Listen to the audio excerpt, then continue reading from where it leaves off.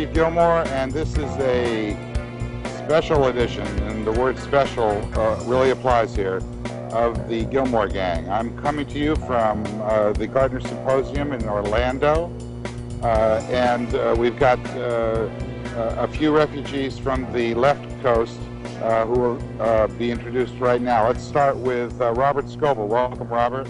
Hey, how you doing? I'll let you know after this. There's been a lot of news in the past 24 hours, huh? What was that? There's been a lot of news in the past 24 hours, huh? Yeah, hopefully. Also joining us is Keith Tier. Welcome, Keith. Hi, nice to be there. Yeah, nice to be seeing you too. And last but not least, the illustrious Kevin Marks. Welcome, Kevin. Hi there. Nice to see you. Kevin, you're in IIW, in the, what is that called? Internet Identity Workshop? Yes, History Museum for IIW. That's right. Tina, you need to move the mouse up out of the bottom of the screen for Kevin so that he goes full screen.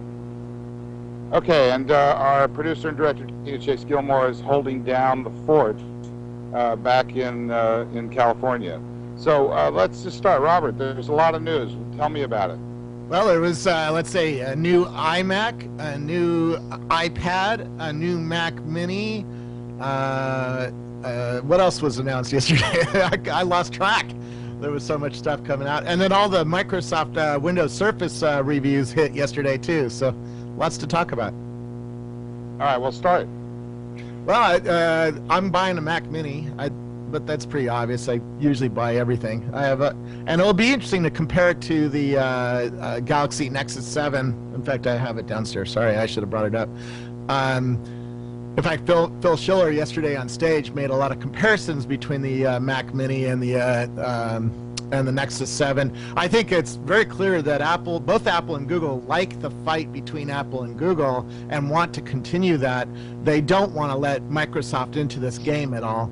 And it's pretty clear from reading the reviews that I read, like Walt Mossberg's or Gizmodo, that Windows Surface RT, which is separate from the regular Windows 8 machines, are going to struggle in the marketplace.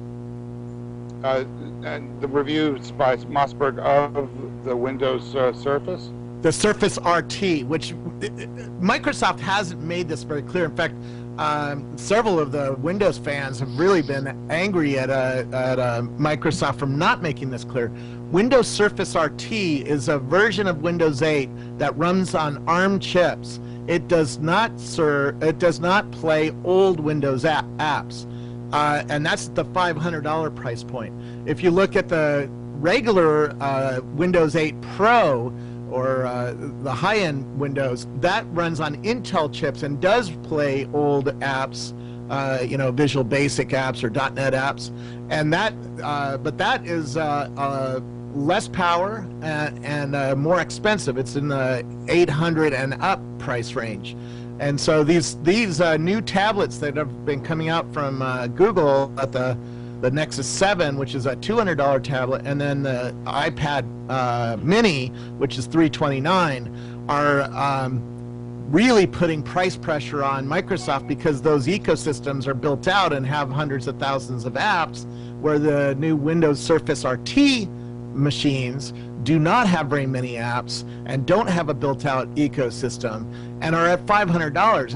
And I believe they're going to really struggle in the marketplace the same way Windows Phone struggled, because they just don't have the apps.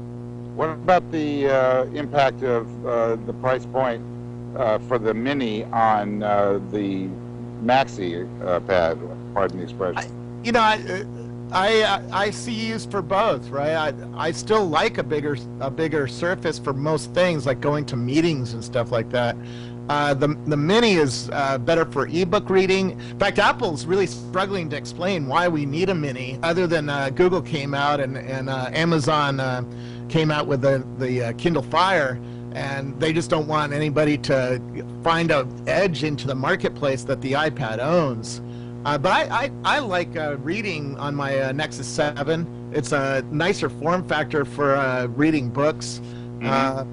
It's certainly, you can carry it in a pocket, which you can't do with the bigger iPad. I have a feeling a lot of the Apple fans will buy it, because it's not that expensive. It's $350 when you include tax.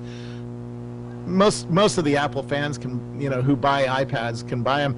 I'm going to give my old iPad to my kids because their old iPads are starting to break. So yeah, they just love being hand-me-downs, don't they? Oh yeah. What I did is, firstly, I've listed my iMac and an iPad 3 and an iPad 2 on eBay. I'm getting rid of all three. I'm going to buy the new iMac, which looks awesome. 27-inch iMac with a thin one, and I'm going to get the new big size iPad. I'm not going to go for an iPad mini, just because for me, my iPhone 5 and a big iPad is all I need. I don't need something in the middle. That's fair enough. I am jealous of you. I bought a iMac 8 months ago, a year ago now, and I bought the top of the line, and I like the thin one, but I just can't afford to spend $4,000 on another iMac that's all decked out, with maximum amount of RAM and the biggest processor possible. All right, but before we get off into the rest of the offerings, because there looks like a lot of movement in terms of what's going on across the Apple landscape. But what I'm trying to understand is whether or not, to go to Robert's point about the reading technology, I've been using the Nexus 7 constantly. The thing that seems to appeal to me about the Mac Mini, the iPad Mini, is the fact that it's got a radio. I've been using my iPhone 5, which is what I'm talking on right now, as a hotspot in order to be able to use the Nexus 7 when I'm moving around. Mark Benioff had a press conference, a Q&A in New York a few days ago. Basically, I think correctly heralded this age that we're in, which is the age of LTE. He's basically turning off Wi-Fi. He just doesn't use it very much anymore because LTE is so fast and it's always there for the most part.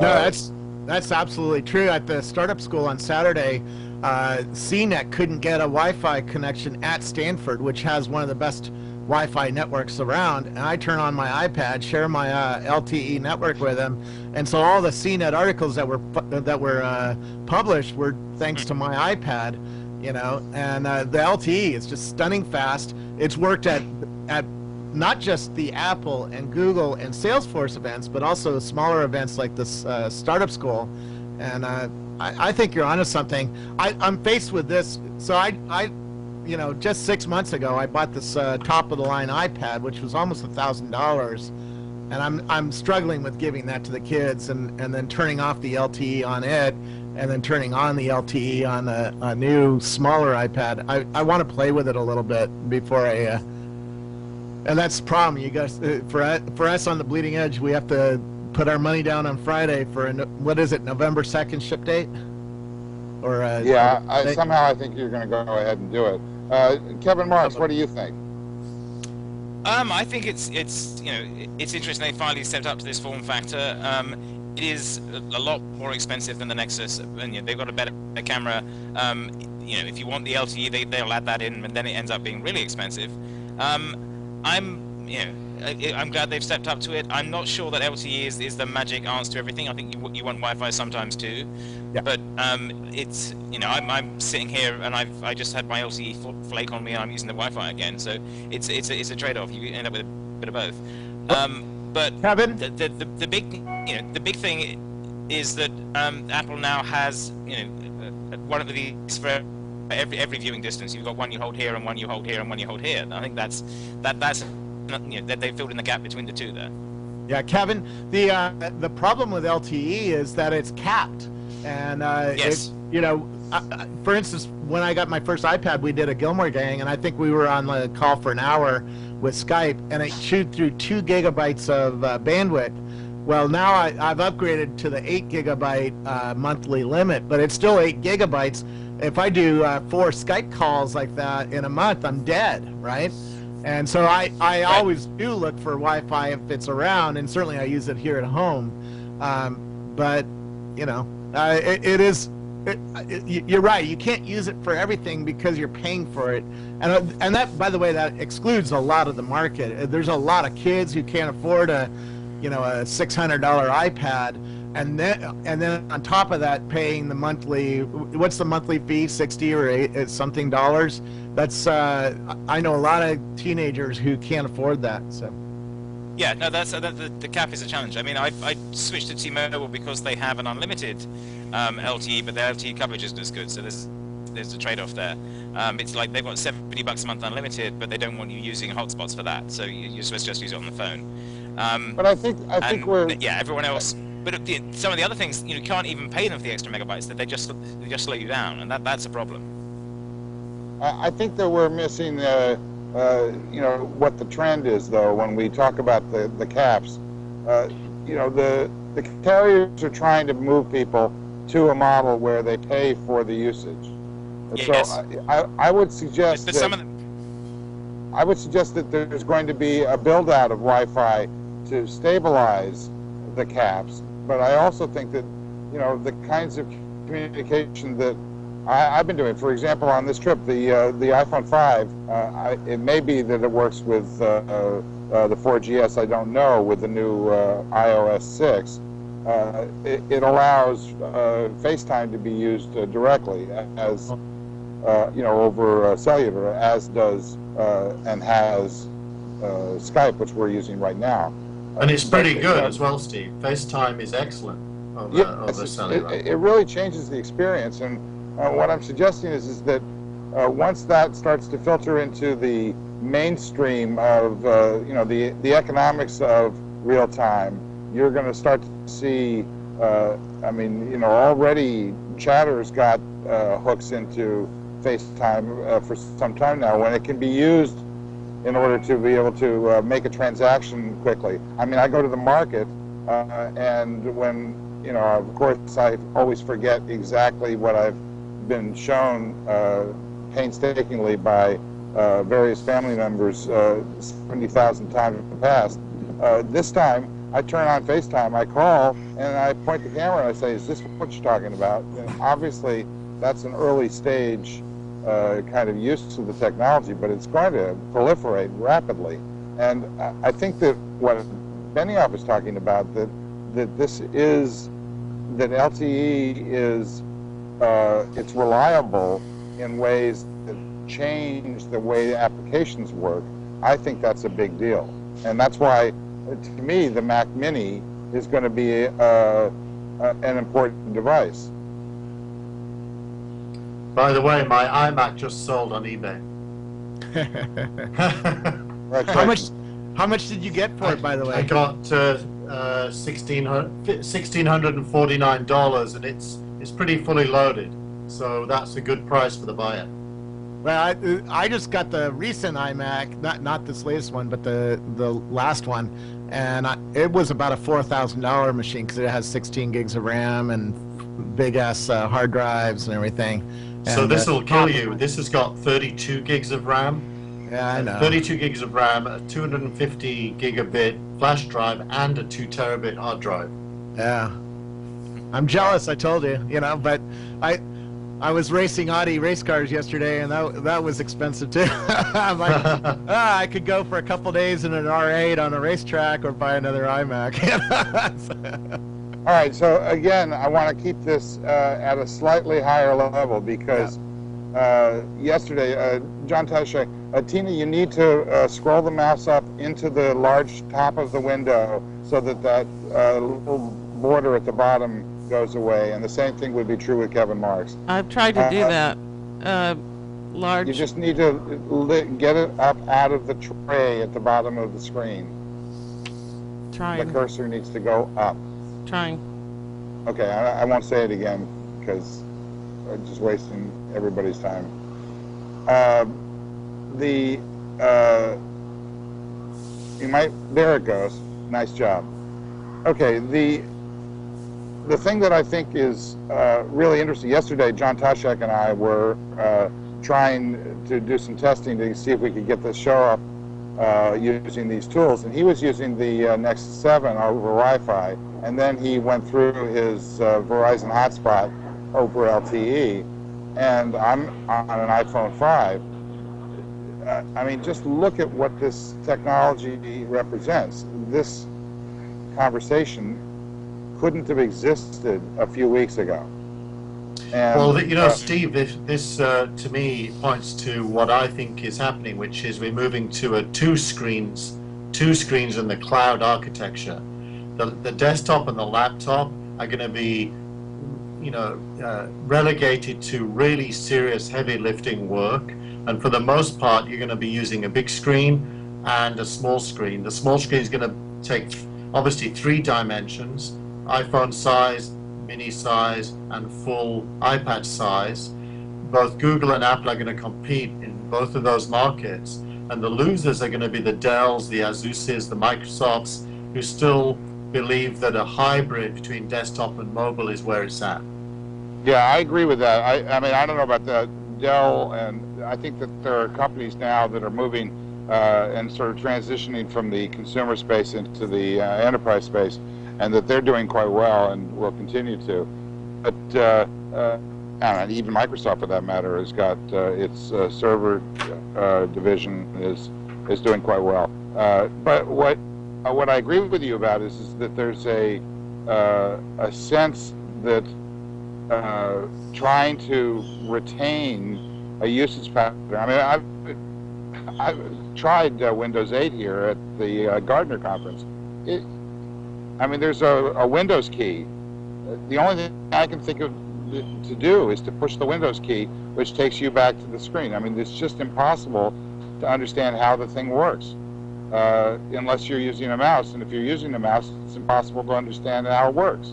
So yeah, it's a hybrid. It doesn't please either user. Sorry? I said it's a hybrid in that sense. It doesn't please the mobile user, the touch user, and it doesn't please the desktop user. It screws both of them up. Right. Well, Gartner is predicting 90% lack of adoption of Windows 8 in the enterprise. That's a company killing number. Especially doesn't work as a laptop. You have to put it on a table to use the keyboard because it's too floppy to sit on your lap. I don't think that's why it's going to be doomed. You know, the enterprise is not going to switch because they don't switch to anything Microsoft does for years, and this is certainly going to be one of those that they're going to resist for a long time because of the retraining costs and the confusion that's potentially possible. I don't really care about that. I think this sets up Microsoft for the future, but the problem is they're coming into this so late. The world is really a Google versus Apple world, and to change people's opinion about that, you really have to do something crazy, and you have to have apps on it. And they've done pretty good on putting together a nice package, but they have no apps, and that's gonna doom them just like Windows Phone was doomed to 3.5% market share. I don't see how that changes in this new world. I love the shot here. I'm sitting in Florida. I'm looking at 4 screens and a TriCaster. It sounds like a movie with what's that guy's name? Hugh Grant. It's The Matrix. No, The Matrix is bogus. Who's controlling the world? What do you mean by that, Ryan? Well, we know that somebody's pulling this. There is a Oz in in Kansas. Okay, so let's get some numbers on the table from the gang here. What's your prediction, starting with Keith, of Surface sales? Of the number of sales, did you say? Sorry, you broke up at the end there. The number out there in the marketplace as a percentage of the overall tablet market. And Steve, do you want to break that up into Surface sales or into Windows 8 sales that are using touchscreens, or Surface RT, these new $500 machines from Microsoft? Yeah, well, you guys figure out what you want to say, and then give me a number. So I still didn't hear what you're asking. I'm confused whether it's about Microsoft or about the overall market. Make it up. What I'm trying to do is to handicap, some numbers that relate to how Surface is going to do. It's, it launches tomorrow or Friday. How the Mac Mini is going to do. What's the impact on Nexus 7? What's the impact on whether Google is going to be able to get into the carrier cellular marketplace, which is a major reason why I think that the iPad Mini is going to be successful, is that Google has a harder time doing that. Okay, I'm good to go. So I would say that Apple overall, between both iPads, is going to maintain or grow its market share in tablets. I thought Phil Schiller did a pretty decent job just looking at the excellence of the iPad Mini versus the competition. I think the iPad Mini will be a bigger product unit-wise than the large iPad, but both will be pretty big. I do not see Windows taking more than a single-digit percentage below 5% of the entire market. I think Google has a shot, if it can keep the development up, of winning probably something like 20% of the market with various forms of its Nexus 7-inch and larger form size tablet. Okay, Kevin. I think that's possibly right. I mean, the challenge in counting all this is how and if you count the Amazon things, the Nook, all these weird Chinese Android things that aren't part of the sort of Google mainstream of Android.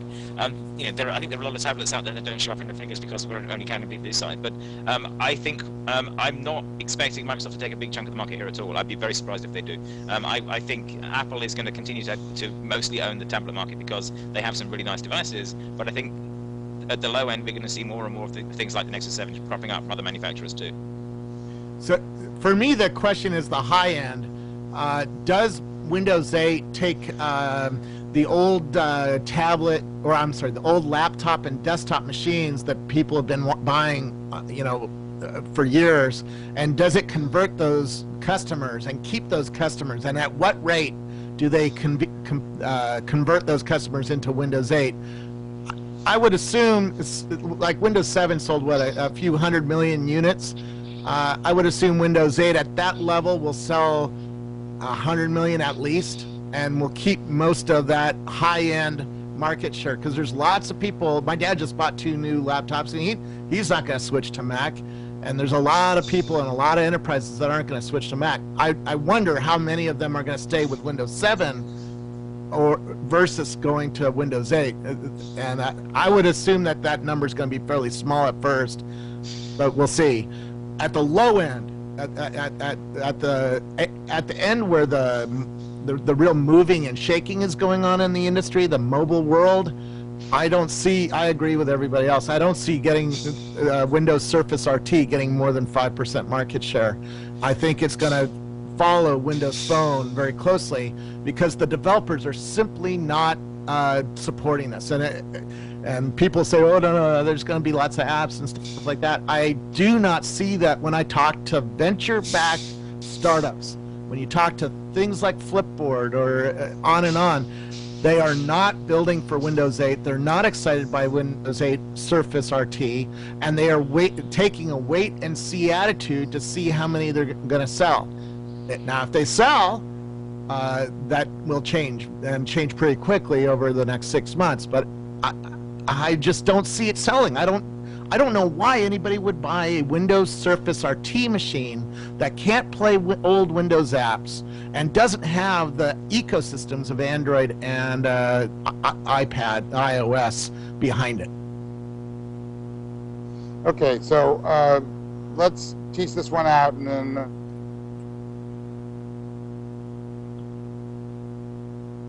You disappeared, Steve. we're going to have to wrap this up because it's a short show. What I hear is that that the Surface is going to be a minor hit. I think that it's going to be a minor hit, Windows RT. I mean, the Surface. Can you hear me? Yeah. What Yeah. is? Does that mean you think Can you when you hear say me? minor hit? Do you think it's going to be more than 5% of the tablet market? More than 10%? No, I think 5% maximum.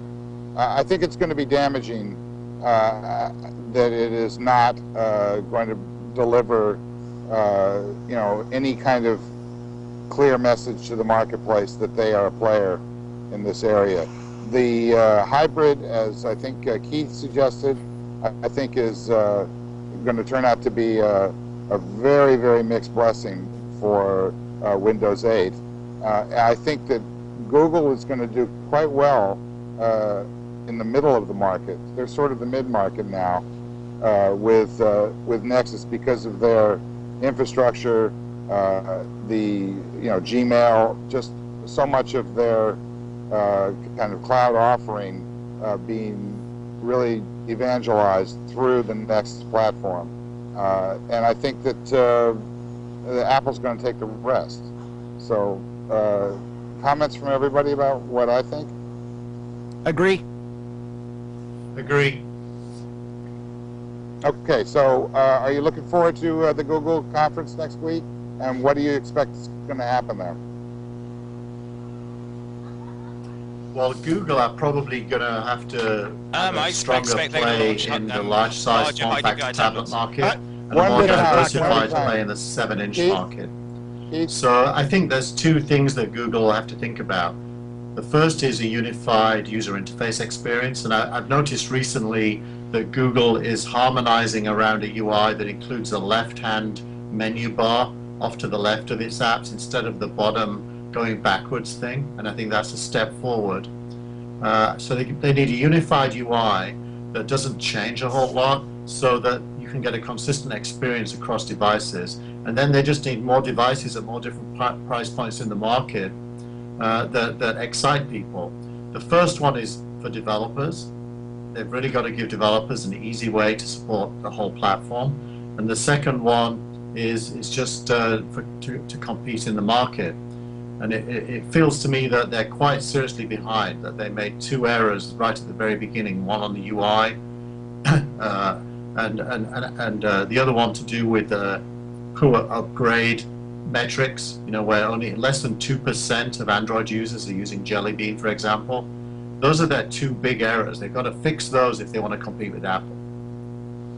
Okay, so I didn't hear the first part of what you said because Kevin was talking, but I disagree with you about the uptake of Jelly Bean because I think that the Nexus product is the platform, and that everybody else in the tablet marketplace is going to give way to the Nexus. I don't think that there's going to be a solid tablet play for other competitors. I think it's going to be Google, Microsoft, bringing up the rear, and Apple just owning most of the tablet market.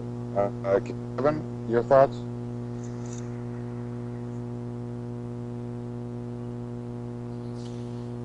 Sorry, I missed the last bit there. Forget what I said. What were you saying? Because I couldn't hear you while Keith was talking.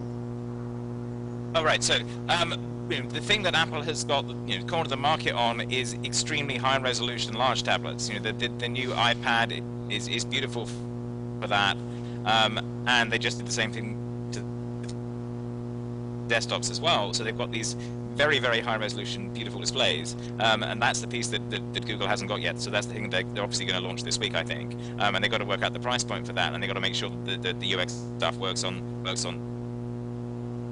And that's a better back and forth. There shouldn't be a problem for Android because Android works across a range of DPIs already. But that's that will be the market from them.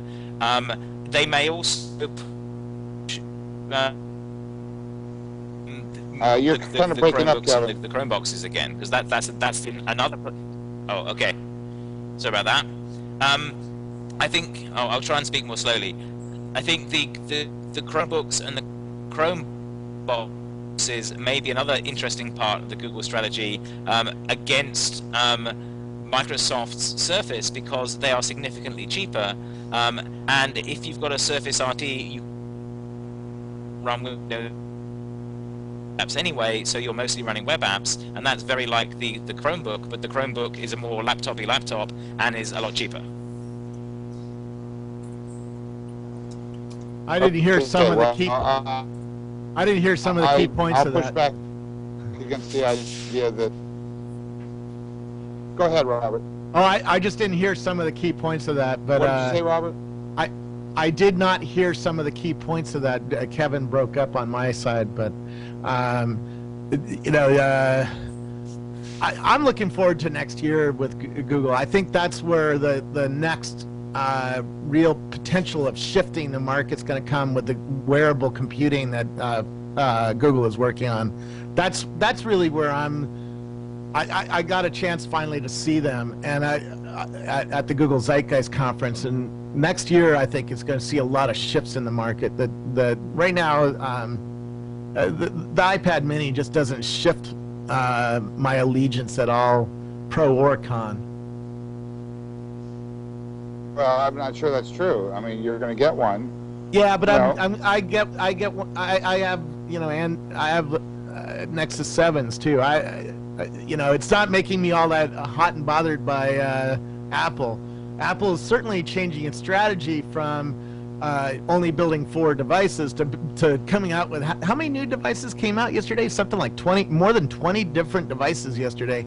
You know, if you include all the permutations, that's a lot of stuff to keep track of, and it's becoming more of a big company filling in holes in the marketplace. But I didn't see anything that just was like, oh my God, that changed the market the way Google Project Glass could.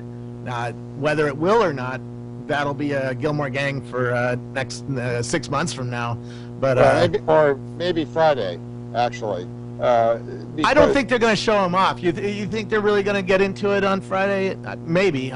You know, the problem is they don't want to get the market hyped up about something they're not going to be able to sell to the marketplace for at least 8 months, and maybe 12. You know, maybe even 14. Talking to Vic, they're trying to get them done for next Christmas, which is 12 months away, and they might not. It might go to 2014 before the normal user can buy these Google glasses, and they're working on other devices too. But you know, that I think it's a Gillmor gang for next summer, maybe. Okay, but I think that there's possibly a show for Friday, because what I think is going to happen is that Apple is going to. I mean, Apple has made this huge play. I mean, the statement that they are leading the PC market now with 7% of the market.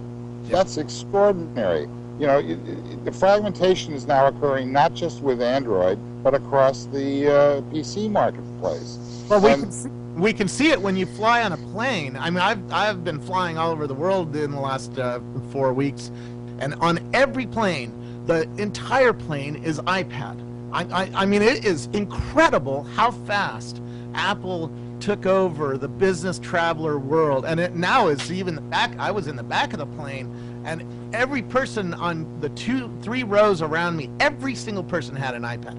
That is incredible change in what, 2 years? Just lost Steve, so go ahead. Yeah, can you hear me? I can hear you, Steve. We can hear you now. I'm going to try and get the picture back, but I can hear you. Keep going.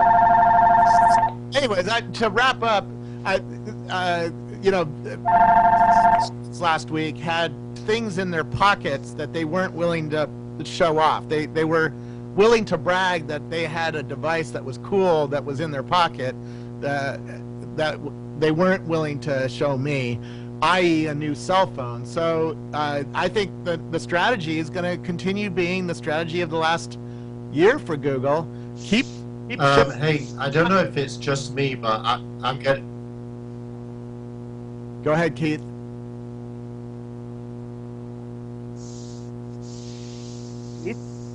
I was saying it's kind of breaking up for me on my side. I don't know if the studio can hear Robert well, but I can't.